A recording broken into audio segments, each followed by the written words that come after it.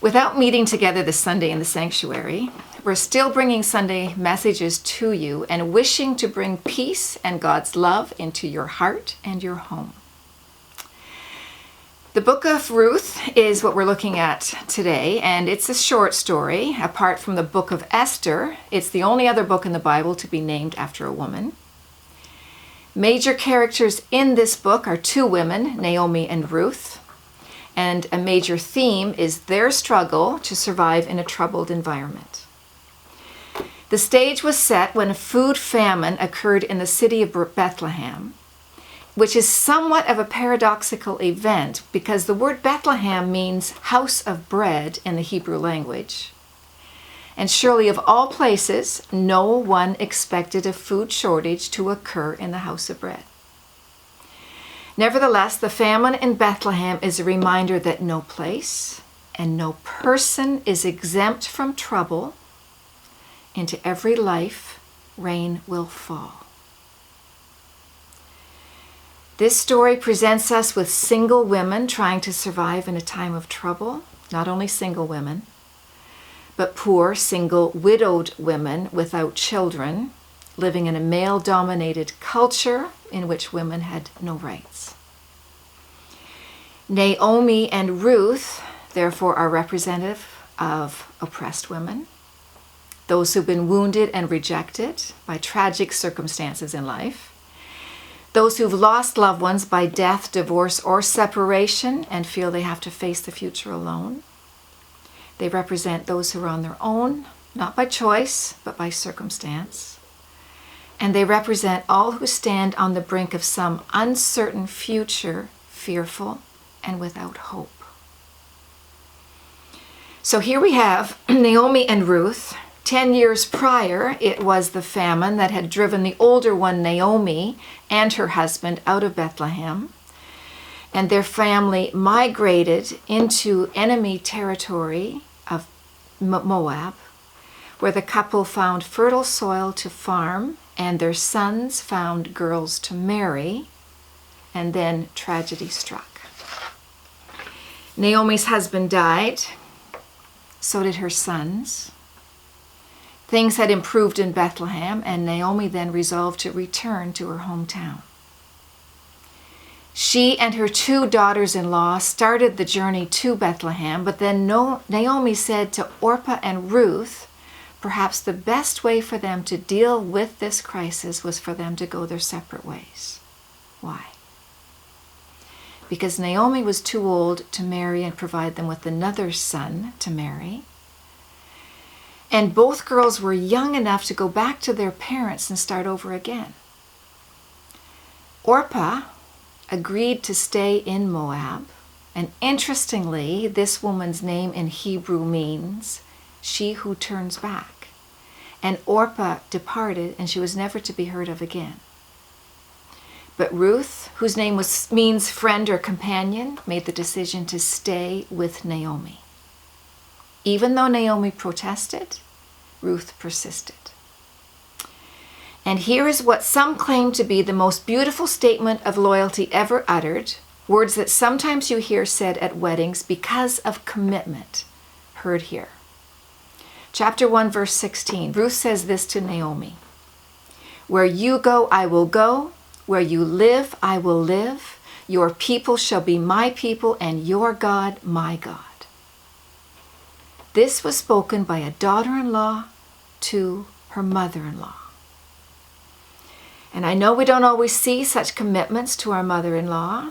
In fact, we often tell jokes about them. Two men were talking at a bar. "My mother-in-law is an angel," says one guy.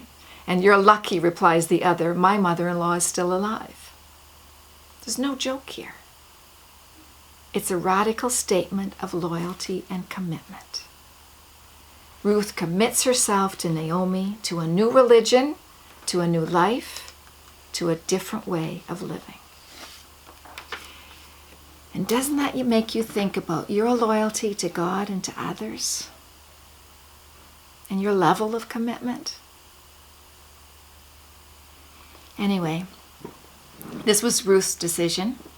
She and Naomi returned to Bethlehem together, and instead of saying each to her own, They pooled their resources, got them all together in the name of God, and became one of the first single women's support groups in the Bible. Hand in hand, over the hills and mountains, down through the valleys, they made it back to Bethlehem. They came to Bethlehem, others saw them, and some women said, "Can this be Naomi?" And Naomi's response was this: "Don't call me Naomi. Call me Mara, because the Almighty has made my life very bitter. I went away full, but the Lord has brought me back empty. Why call me Naomi? The Lord has afflicted me.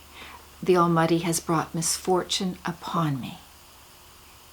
Naomi is not happy with God and with her life. Naomi means sweet, pleasant. Mara means bitter. Bitter was the word best to describe Naomi's life at this moment. And I'm sure this is a kind of moment that we can all relate to. When life is not going the way we ever thought it would. One woman, for example, came for prayer, and her face was pale with tears. She was thin, and she held herself tight as if her heart would fall if she didn't hold on. And she had an unkempt look about her. She'd been recently diagnosed with lupus, and she lived in pain. Unpaid bills compelled her husband to take a job overseas, and she and her son had been alone for a year. Her son had gone dark, didn't talk, and when he did, it was about death and recently mentioned suicide. This mother had never likely heard of Naomi and Ruth, but this story of these two widows would encourage her.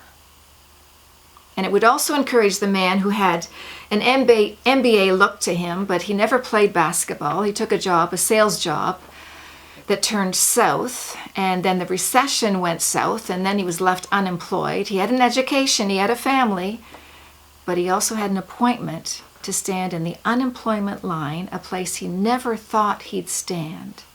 His life turned bitter. And in situations like this, we wonder, does God have an answer, an involvement, a solution for times like this? Debt, drought, doubt, disease? Does God show up in places like this? In a world of sick moms, unemployed dads, of penniless widows walking into Bethlehem from Moab? If you're wondering if God shows up, then the story of Ruth is a story for you, because it gives us a glimpse of God helping the hurting heart during dark times. Well, Ruth and Naomi, they moved into the village of Bethlehem. They set out to find sustenance. And Ruth went to a nearby field to find enough grain for bread, and then entered Boaz. Boaz was a man with no intention of interrupting his life with marriage. He was a happy bachelor, but then he saw Ruth. She wasn't the first immigrant to glean grain out of his farm, but she was the first to steal his heart. Boaz learned her name, her story, her Facebook status. He upgraded her workstation, made sure she had supper, told overseers to protect her, and offered her water to drink. And she asked, "Why? Why have I found such favor in your eyes that you notice me?" And this is what he said, chapter 2. "I've been told all about what you have done for your mother-in-law since the death of your husband, how you left your father and mother and homeland and came to live with a people you did not know before. May the Lord repay you for what you've done. May you be richly rewarded by the Lord, the God of Israel, under whose wings you have come to take refuge." Ruth went home to Naomi that night happy, with food to eat, and after Naomi heard Ruth's story, she thought, "Boaz, I know that name.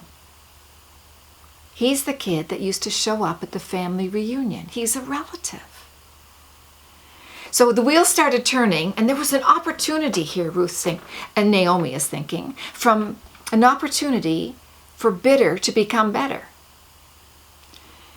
Naomi then instructed Ruth to wash, put on perfume, dress in her best clothes, go to Boaz in the night, she said, uncover his feet and lie down beside him. What in the world is Naomi thinking? And is this story even in the Bible, really in the Bible, we might ask? Well, Naomi might have been thinking it was time for Ruth to get on with her life, time to move on. And she couldn't wear black.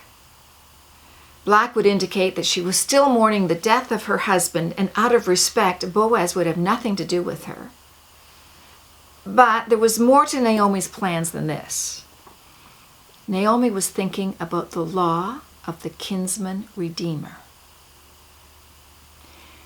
If a man died without children, his property was transferred not to his wife but to his brother, a practice that kept the land in the clan and protected the widow of the one who originally owned the land. This law of the kinsman redeemer required a brother of the deceased man to marry a childless widow. If the deceased had no brother, then his nearest male relative was to provide. Naomi and Ruth had no living children, and Naomi is now realizing they did have a cousin named Boaz who'd already been kind to them, and maybe he would be again. It's worth a gamble. So Ruth made her move. Boaz and other men were spending nights on the threshing field to protect their property. She crept between the lumps of sleeping men in the direction of Boaz, and upon reaching him and awaking him and hearing him say, "Who are you?" she said this, "I'm your servant Ruth. Spread the corner of your garment over me, since you are a kinsman redeemer." This gesture is an equivalent of giving an engagement ring. This was a proposal of marriage from Ruth to him. Boaz smiled. He didn't have to be asked twice.